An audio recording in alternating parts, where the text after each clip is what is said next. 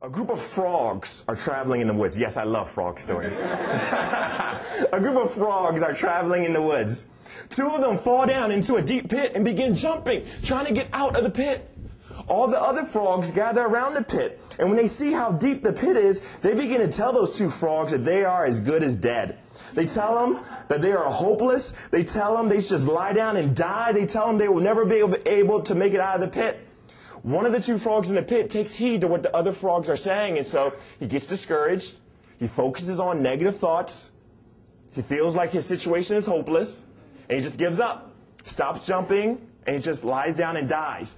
But the other frog keeps on jumping and jumping and jumping. The crowd of frogs outside of the pit continue to yell at him words of discouragement. You're hopeless. This pit is too deep. Just give up. Just lie down and die. But that frog, he doesn't stop. He keeps on jumping and jumping and jumping. And finally, he makes it out of the pit. Everybody was surprised. Then they discovered that he was hearing impaired. He was unable to hear all those words of discouragement.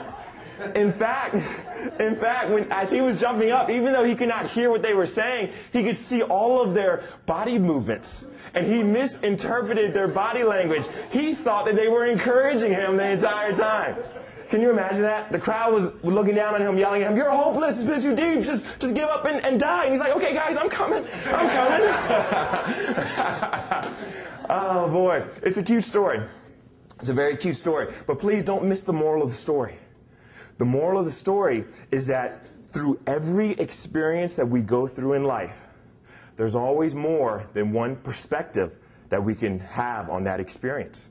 There's always at least one positive perspective, and there's always at least one negative perspective. Those two frogs were in the same exact negative experience, negative situation. But one of them had a positive perspective, and the other one had a negative perspective. And the difference in their perspectives made the difference in their outcomes. And the same thing is true about us.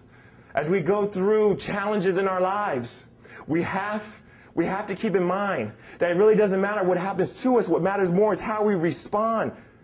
And how we respond to issues is dependent upon the perspective that we choose to take. Our perspectives. And you know, a lot of times subconsciously, we choose the negative perspective. But we can change that. We can consciously build a habit of choosing the positive perspective.